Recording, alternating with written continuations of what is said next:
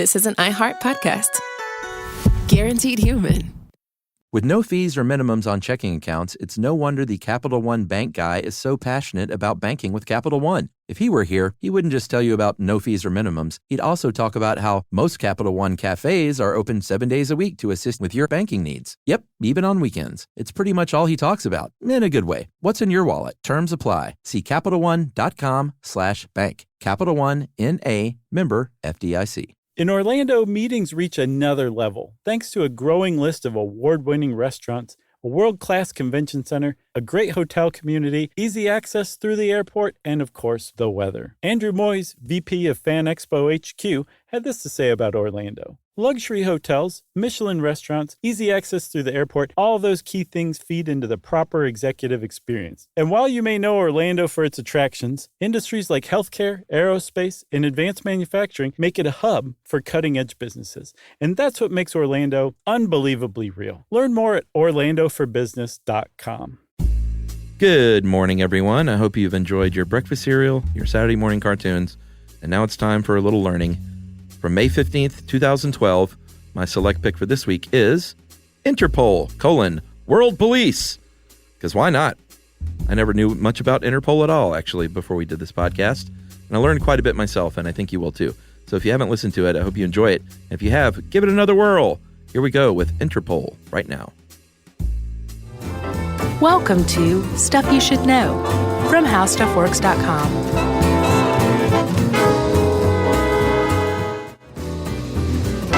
Hey, and welcome to the podcast. I'm Josh Clark. There's Charles W. Chuck Bryant. And since you put the two of us together with microphones, as we are now, and press record, you get Stuff You Should Know. That's right. A little podcast. Just a little podcast. Squishy little podcast made of silicone. How are you, sir? I'm pretty good. Your papers, please? No. What was that? I know. Interpol. Is that, you sounded like the little Asian man who gives the box to Pinhead, the man who eventually becomes Pinhead. What is your pleasure, sir? Oh, yeah. That's kind of who you reminded me of. Well, then that's what I was doing. Good one. My first good impression yet. The guy has Interpol written all over him. Oh, yeah. He's got an orange notice out on him, I'll bet you. Hey. Green. We'll get on that later. Chuck. Yes. I'm pretty much 100% sure you had nothing to do with this, so you may not have heard about it. Okay. Back in 2011, about this time, March 2011, Interpol, the International Police Organization, cracked a child pedophile ring. Nice. The biggest one ever. Really? Centered on a website, I guess appropriately enough, called boylover.net. Wow. Run out of Amsterdam. Boylover.net is just a straight-up legitimate gay porn site. But there was a forum there with like 70,000 members with that said, well, hey, you're into this kind of thing too, huh? I got a video that you're going to love, and I also have a little boy that I'm going to mail to you. So this wasn't affiliated with the website? No, they're just using one of the forums as Gotcha. a meeting place for pedophiles. But Interpol busted these guys up, rescued 230 kids. Wow. Arrested 184 suspects just in the first sweep. They sent Liam Neeson in? Pretty much, yeah. In 30 countries. Wow. Yeah. Good for them. It is good for them. It's just one of the many victories and triumphs over pederasty that Interpol can boast. That's right. And not just pederasty, like all sorts of huge international crimes. Anytime there's a crime syndicate or a ring, you need to watch out because Interpol's watching you. Interpol is right behind you. What is your pleasure, sir? And this was actually fan-generated. This came off Facebook like 3 days ago. Oh, really? I wish I would have got the guy's name. Some kid was like, hey, can you do one at Interpol? And I went, yeah, sure. Are you sure he wasn't talking about the band? He might have been. Are they still around? Yeah, they're still around. Yeah. They are. Yeah, I don't know what they're doing these days, though. I'm not a fan, so I don't know. How do you not like Interpol? They're just like... I listened to their music and it didn't sit right in my ears. Huh. I'm surprised. I thought everybody liked Interpol. Yeah, they're just good. Yeah? Yeah. You think? All right, Interpol, the International Criminal Police Organization, or ICPO, or if you're in France, where they're headquartered, you might call it the Organisation Internationale de Police Criminelle. Very nice. Which is pretty much the same thing. And in different word order. I didn't know this, but criminal is feminine. Oh, yeah? Yeah, I didn't realize that. They like the ladies? I guess. All right. So, as you said, Josh, they are an international, fully autonomous, not affiliated with any single country organization. I think there are 186 countries. 190 now.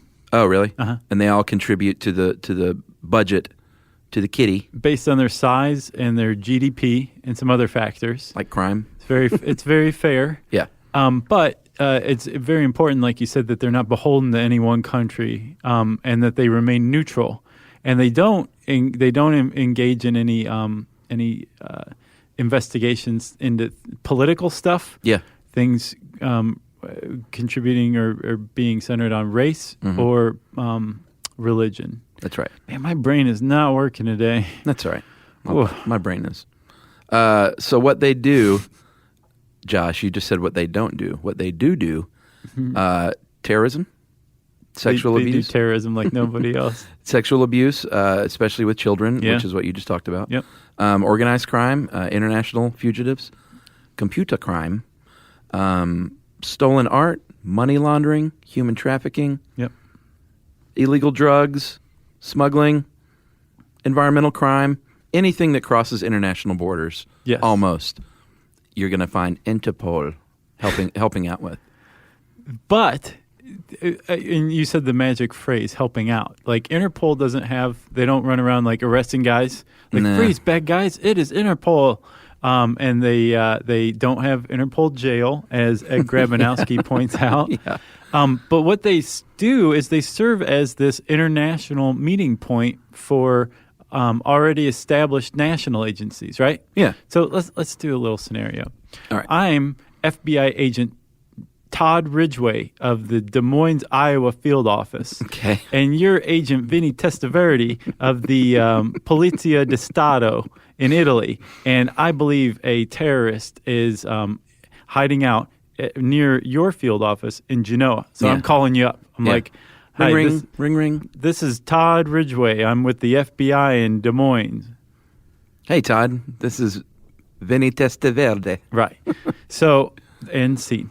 What Chuck just demonstrated was how it doesn't work because Vinny Testaverde doesn't speak a lick of English and Todd Ridgway doesn't speak any Italian. Yeah. Right? And not only that, he shouldn't have been calling Vinny Testaverde. He should have been calling Giuseppe De Biccono, who's with the local police. Yeah. Because that's what the Italian police bureaucracy protocol calls for.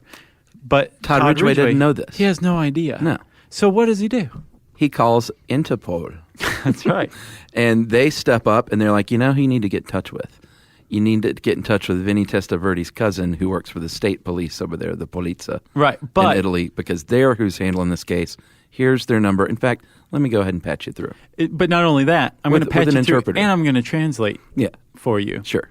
So the Interpol has what are called National Central Bureaus, National Country Bureaus. No, National Central Bureaus, NCBs. And that's like an FBI field office, but they have them in different countries around the world. And they serve as liaisons for the local or state or national police with their counterparts in other countries. That's the big one. Yeah. It gets, it's complicated enough within these United States with jurisdictions and protocol, but when you open it up to the world, boy, it gets all kinds of crazy. So luckily, Interpol is there. They prevent any peeing contests. Yeah, well, they probably try to, but I'm sure they exist. Sure. Yeah. Their big deal is their databases, because the FBI and the CIA, while they might all have in whatever your country's databases are, crime databases, they probably just extend to that country unless it's like some sort of database on terrorism. Right. Interpol's databases are way extensive. They circle the globe, and they can track criminals pretty much anywhere and everywhere. Fingerprints, mugshots, wanted people, DNA, you name it. They have they have a database just of lost and stolen travel documents. Yeah. That's got more than like 12 million files to it. Yeah, I think I saw somewhere today, too, that they said most people don't try and recover those, which I thought was interesting. Yeah. Well, guess I you just get new imagine ones. like if you lose your passport, you're probably traveling abroad and Yeah. you're not getting that back. Well, you never know. Unless you go call up Interpol. Yeah. Yeah. They could have your stuff. Because who knows? That could have been stolen to be used in some trafficking syndicate. It's true. And your name could be drug all through the mud on boylover.net. That's right. The database the databases that they maintain are their own, but they're open, and they're accessed through this communications network called I-24/7. That's kind of cool sounding. Because Interpol is they're open 24/7, 365, even on Christmas. They're fully operational. Really? They don't close down like all the police do here on Christmas? No, because think about it, man. Well, yes, I get your joke, but I mean, think about the skeleton crews that go down. I think Sure. Interpol is open all the time because they cross all time zones. Sure. At all times. Yeah. So they kind of have to be ready to go all the time because, while one guy's sleeping, the criminals in one country are sleeping. They're wide awake and carrying out bad activities in another. That's true. What else can they do, Josh? Oh, they serve that I-24/7 is also a place where you can access another country's databases. Right. So those nationally bound databases become international through this I-24/7 portal. And Interpol oversees all of that. Yep. So they know what's going on. Yeah. They also, let's say there's an international disaster of some sort, like a terrorist attack, assassination. They can send an incident response team. Yeah. Generally coordinated through the UN if there's some sort of actually a natural disaster, like the tsunami efforts. They can send people down there to help identify people and look for missing persons. Protect kids, because I can guarantee you there are a lot of pedophiles who traveled to Indonesia after that tsunami. That's right. That's crazy, man. I know. That's awful. Imagine like losing your parents, being 7, suddenly an orphan, and then now there's some guy who's like, hey, you're coming to Holland with me. Right. And you're like, no, I'm not. He's like, yeah, you really are. Well, you don't understand what he's saying. He just offers you the lolly. Right. And a car ride. Yeah. Yeah. Very sad. But thanks to Interpol, things like that are being thwarted. Right. And I saw there's 2 types of incident response teams. They have the criminal type and the disaster type. Yeah.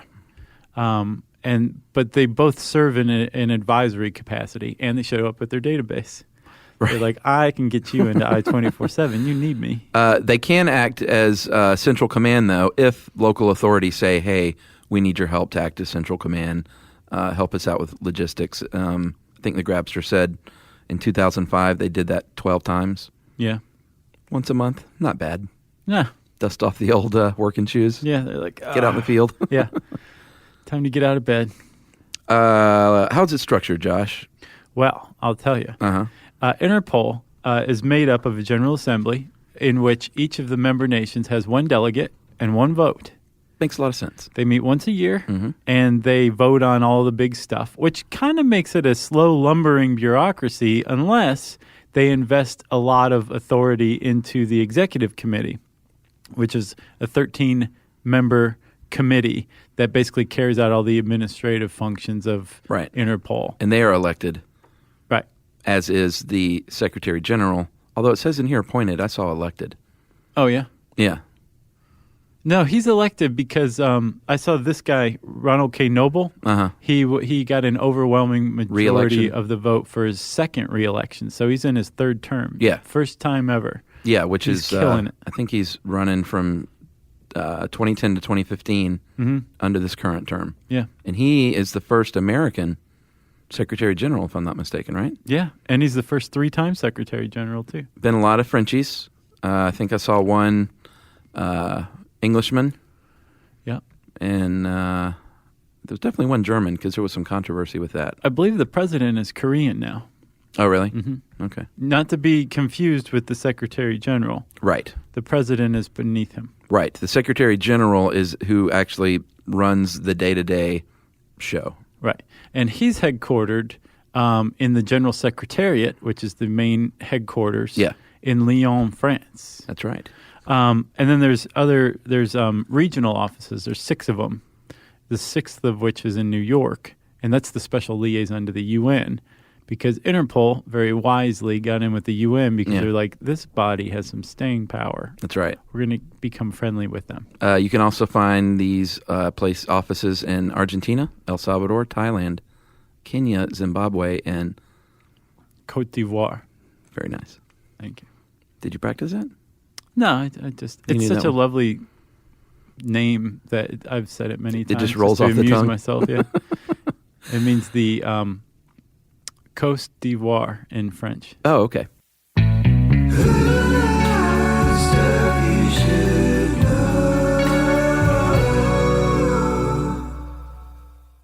All cat parents understand the feeling of being ignored by your cat and often asking yourself, does my cat even love me? And there is only one solution to solve that, Sheba. Feed your cat Sheba and go from feeling ignored to truly adored in 12 days guaranteed or your money back. Sheba has a menu of products, appetizers, entrees, treats, and even a kitten's menu. So Sheba has a product for even the pickiest eater, like the Sheba Puree, which is made with bone broth. It's a protein-rich, lickable treat with chef-inspired flavors. It has a smooth and creamy texture that cats love. Plus, it supports a strong bond between pet parents and their cats with a hand-fed cat treat. It also contains no corn, wheat, soy, or artificial flavors. So instead of feeling ignored, you're suddenly the center of their world. It's basically a fast pass to favorite human status. Next time you're wondering if your cat loves you, grab Sheba Puree or explore their entire range of textures and flavors at your local retailer. To learn more, check out Sheba.com. Spectrum Business keeps businesses of all sizes connected seamlessly with fast, reliable internet, advanced Wi-Fi, phone, TV, and mobile services. That's right. And Spectrum Business offers 100% U.S.-based customer support 24/7 to help you stay up and running. And they offer tailored connectivity solutions with packages built for your business budget. Yeah, so it's no wonder millions of business owners rely on Spectrum Business to keep them connected. Visit spectrum.com/business to learn more. Restrictions apply. Services not available in all areas.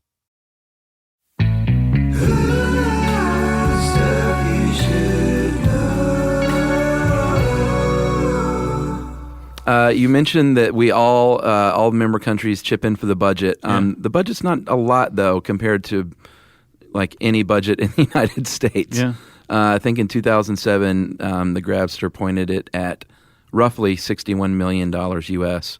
or 44 million euros, which I wonder what that's equal to now. That ain't that much money. $2007 to $2011. Yeah, true. But I bet it's a big change. I should have looked up the current budget, actually. Yes, you should. I failed to. It's okay, Chuck. Let's talk about the notices. So this is their other big thing. They don't just sit around and wait to be asked for help. They also disseminate information. And they do it through color-coded notices. They've got, let's see, what is that? 7? 9? 8? I think 7.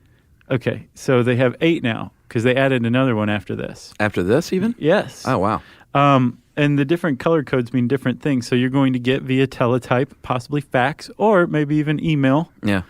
You'll get like some sort of maybe a PDF document of, say, orange. Basically says like, hey, we've got we have a pretty good idea that there's an imminent threat, and it's this guy, and he's wearing this coat, and he's got a probably dirty carrying bomb. a bomb. Yeah.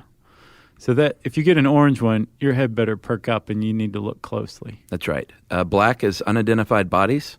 That's a sad one. That's the saddest of all notices. Yellow, missing persons. Yep. It's probably the second saddest. Yeah.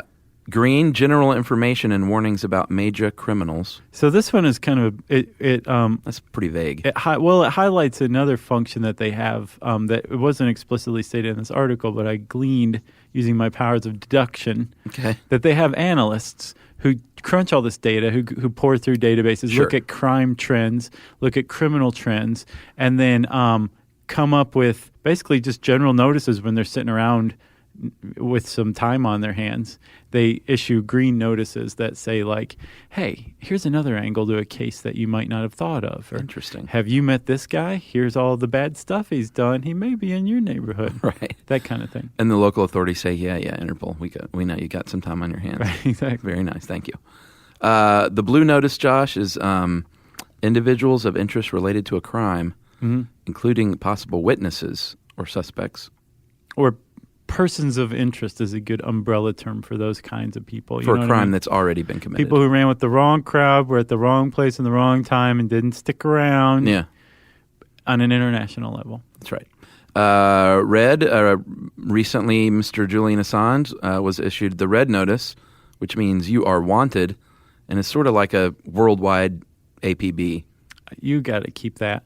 You print it out and put it on your wall. What? A red Interpol notice on you? Oh, yeah. Yeah. Gotcha.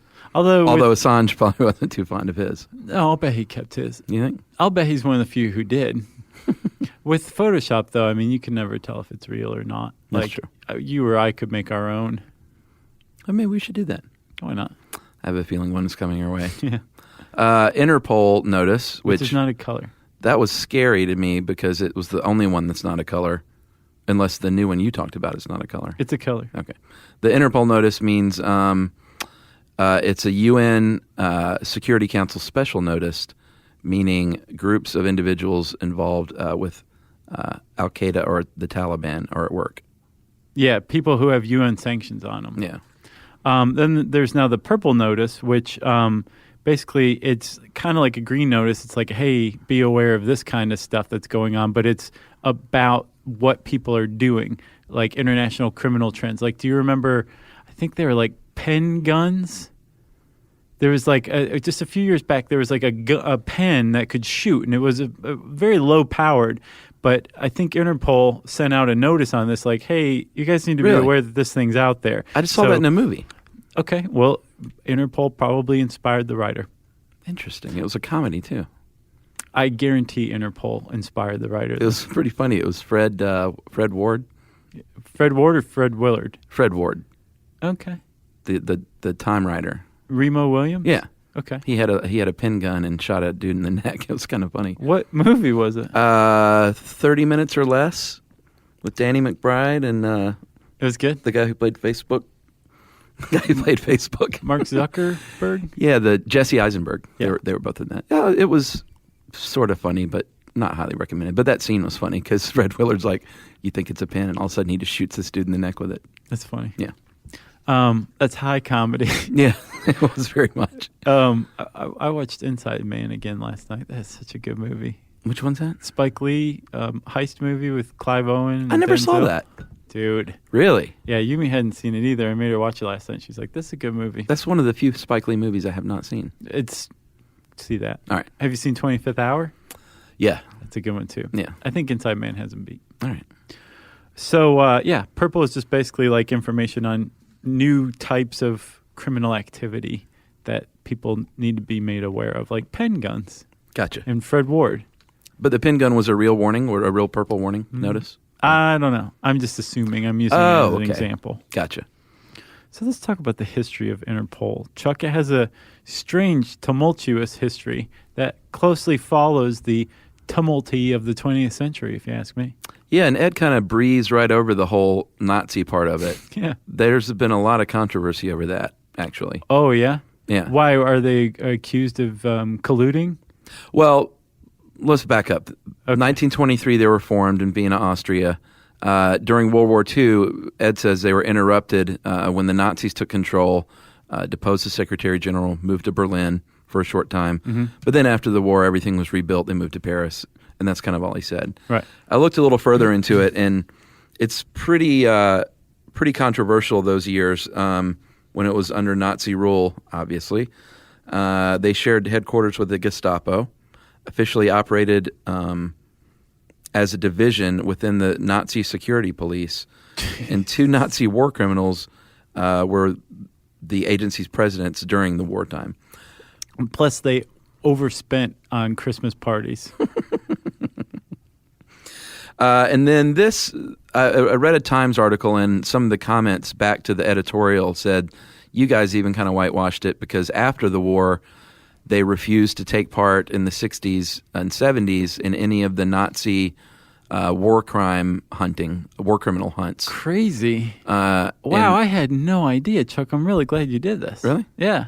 And then in 1968, their president to 72 was Paul Dittkopf, and he was an SS officer. No. He was, and remain president despite them finding out about this and knowing about this. And that was pretty controversial, too. Jeez, I'll bet. Yeah, So- you don't usually want Nazis leading your organization. Former Nazis either. No. You know what I'm saying? Once a Nazi, always a Nazi, in my opinion. Well, Dipkov was the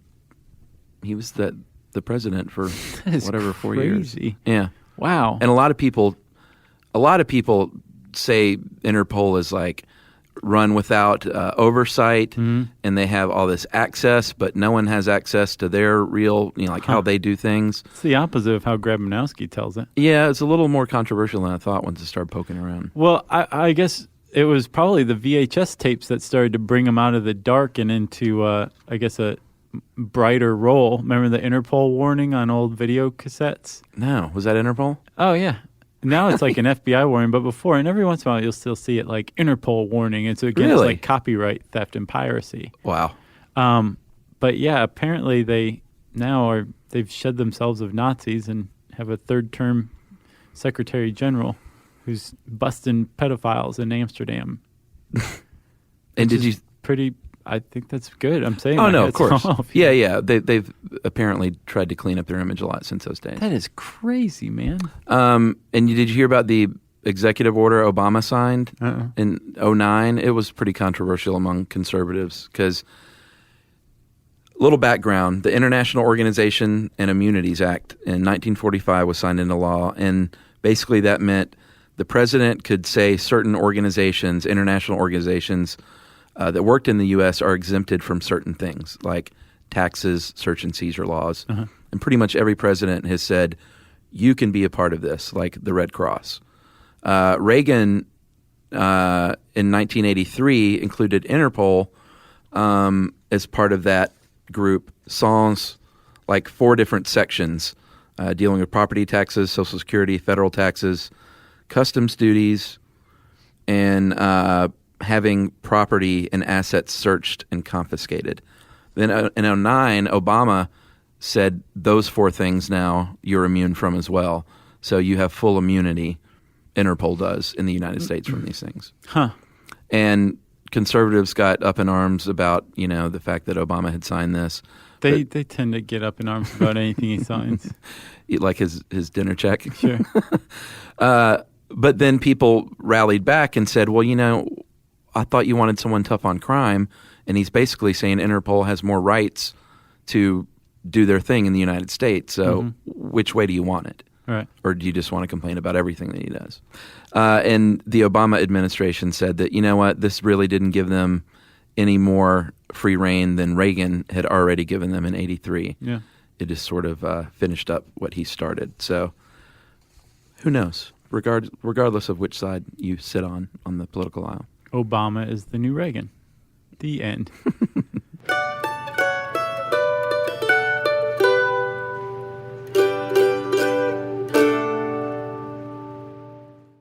All cat parents understand the feeling of being ignored by your cat and often asking yourself, does my cat even love me? And there is only one solution to solve that, Sheba. Feed your cat Sheba and go from feeling ignored to truly adored in 12 days guaranteed or your money back. Sheba has a menu of products, appetizers, entrees, treats, and even a kittens menu. So Sheba has a product for even the pickiest eater, like the Sheba Puree, which is made with bone broth. It's a protein-rich, lickable treat with chef-inspired flavors. It has a smooth and creamy texture that cats love. Plus, it supports a strong bond between pet parents and their cats with a hand-fed cat treat. It also contains no corn, wheat, soy, or artificial flavors. So instead of feeling ignored, you're suddenly the center of their world. It's basically a fast pass to favorite human status. Next time you're wondering if your cat loves you, grab Sheba Puree or explore their entire range of textures and flavors at your local retailer. To learn more, check out Sheba.com. Spectrum Business keeps businesses of all sizes connected seamlessly with fast, reliable internet, advanced Wi-Fi, phone, TV,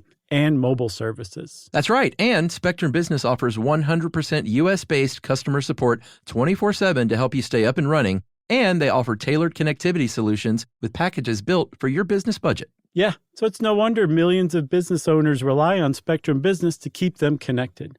Visit spectrum.com/business to learn more. Restrictions apply. Service is not available in all areas.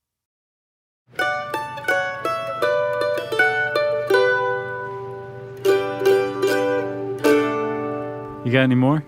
So Some successes. You talked about the tsunami in 2004. Sure, that was one. And your pedophile scenario. It's pretty big. Not yours. 30 countries. That's pretty huge. They helped identify and capture a Serbian war criminal, Milan Lukic. I'll bet it's Lukic. Yeah. In Argentina, coordinating between Argentina and Chile and Bosnia Herzegovina. Nice. Yeah. And let's see. They also had one. You remember the Madrid train bombings? Oh, yeah. Man, I had forgotten about those. 2004? Killed 190 people. And they managed to catch at least one guy. They found 21 guilty, but Interpol caught at least one guy through coordination between Belgrade, Baghdad, and Madrid offices. And did you know the 21 people who were found guilty of that got a combined 40,000 years in prison? Really? Yeah. He'll probably never get out. No. No, I don't think they're going to get out. And then Grabster pointed this one out. A response team obtained and disseminated fingerprints and photographs of Abu Musab al-Zarqawi. Yeah, which sounds kind of whatever, but then you're like, oh, yeah, how would you get that guy's I guess so. fingerprints? Yeah, I thought the same thing, and then I thought twice. So I was like, no, I guess that is a pretty big deal. Yeah, it's worth mentioning. Yeah, sure. I didn't find a lot of stuff, though. I searched for more. Yeah, same here. And I think they're sort of behind the scenes. They're like, we're not going to have any big arrests because we don't do that. But we're involved in a lot of those on the back end. On their website, which is a pretty cool, user-friendly website. Agreed. It's like, here's a lot of information that's very vague. Yeah. Like, we have two kinds of response teams, criminal and disaster, and that's all we're going to say about that kind of thing. And, I'm interested to hear if anyone knows any more about their controversies. I'm curious. Yeah. Does your dad work at Interpol? We want to know. Interpol. You got anything else? No. So if you want to learn more about Interpol and read a very glowing review of their life and work, a very glossy, whitewashed review, you can type in Interpol, Interpol. And did we say where they got the name? I don't think we did. I don't think so. So with the advent of telegraph communications, they were like, man, we need to shorten this, or else people aren't going to waste the money with Western Union talking about us. Right. So they shortened their name to Interpol. Instead of the longer ICOP. Mm-hmm. They should just call it ICOP. Yeah. ICOP. Yeah. Ooh, yeah. Yeah. Well, don't type. Well, I guess you could type ICOP into the search bar. There's probably some Mac, Apple app now that allows you to make citizens arrest or right, something. Exactly. That's a good one. Thanks. We should go make that. Well, yeah, type ICOP in the search bar at howstuffworks.com. And I said search bar. I just did, and you know it, which means it's time for listener mail. Josh, I'm going to call this I'm a brewer for Anheuser-Busch. Wow, it's a big time guy. One of the big daddies. Hey, guys, just finished listening to the beer podcast and felt compelled to write. I used to live in Atlanta and miss the beer scene there. I dream of the Brick Store Pub every third night. I'm a beer geek, home brewer, and also happen to now brew beer for Anheuser-Busch. Also now known as AB InBev, as was mentioned in the podcast. It's a pretty sweet gig that all started for me by home brewing in my Atlanta apartment closet. Crazy. I enjoyed the podcast a lot, and you were pretty spot on with the info on Brewing 101, except for the mention of forced carbonation. I have worked, because I think we said that the big breweries force carbonate everything. Yeah. Not so. I've worked in a couple of craft breweries aside from my current job at Anheuser-Busch, and I had never seen this before. I can't speak for the other big guys, but our beer at Anheuser-Busch is made pretty much the same way as other small craft beers. We just have much larger equipment and more automation. At Anheuser-Busch. After primary fermentation, our beers are lagered in a tank for as long as 21 days. In the case of the famous Budweiser. I've heard of that. 21 days. During the aging process, the beer is still fermenting slightly and builds up CO2 in the tank. This is how our beer is carbonated, all natural, similar to the priming homebrew in bottles. And that's it. He says, have a 420 on me, and I'll pick up the tab next time I'm in Atlanta. No, you send us the money first, and then we'll go have a 420 on you. That's what I say, David. Thanks, David. We appreciate in advance the money you'll send us for our 420s. Yes, and also I wanted to point out when we were talking about our favorite beers, I was sort of snobby with all my IPAs and all that stuff. I do love all that, but the triumvirate for me has been my staple since college, which is Budweiser, Miller High Life, and Pabst. I like all those. I'm fine with those. Yeah, and I don't drink those as much anymore because I love the taste of like a delicious IPA. But Sure. I certainly don't turn my nose up at a Budweiser. Okay. Well, then you're definitely not a beer snob. No, not at all. You like the drinking poo. You remember those kids in college? Did you know anybody in college who could like recite what it said on the neck label of the Budweiser bottle, like what it says? No. The writing. I didn't know anyone It's did like, that. this is Budweiser, the finest beer ever produced, or blah, blah, blah. I used to go to school with kids who could recite that like by heart, and I always thought it was kind of sad. Yeah, I didn't even know. I've never even read the bottle. Yeah. It's easier if you have like a beach towel because the lettering's way bigger and you can see it more easily. Oh, and I also got called out by a fan for being a hipster for drinking Pabst. And I was like, dude, Yeah, they I've been drinking PBR since I know. like 1993, and it amused me when it became a hipster beer. I was like, really? It blows my mind how much we share ourselves and how much we have in the 400 and plus I know. episodes. And there's so many people out there who do not know us at all. Yeah. So, I guess if you want to offer us money for beer, that's cool. Or you can just send us beer. We're not done with that call out yet. I'm not ashamed. Or money. Sure. You can tweet to us to get in touch with us at SYSK Podcast, Facebook.com/Stuff You Should Know, or an email address is as follows, stuffpodcast@howstuffworks.com.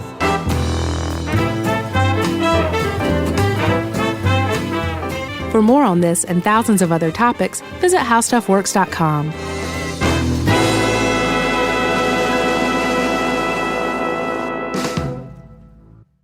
Geico presents a 30-second podcast between your podcast.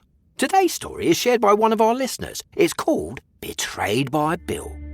It was in that moment I caught who was staring back at me in betrayal, or more like what? My insurance bill. With trembling hands, I grabbed my phone and switched to Geico, saving about $900 in the process, and never to be betrayed again. Now that was bloody riveting. It feels good when the story ends with savings. It feels good to Geico. Mom, can I have Lingo Kids? Dad, Lingo Kids, please! When did we become the Lingo Kids house? No idea. Last week it was dinosaurs. This week it's... Lingo Kids! Why Lingo Kids? Because it's the best thing ever. We can play games with astronauts, wild animals, and superheroes. With more than 4,000 interactive games, songs, and shows, Lingo Kids is the #1 entertainment platform for young kids. So, no dinosaurs? And dinosaurs. Lingo Kids! Everything kids love. Download it for free. This is an iHeart podcast. Guaranteed human.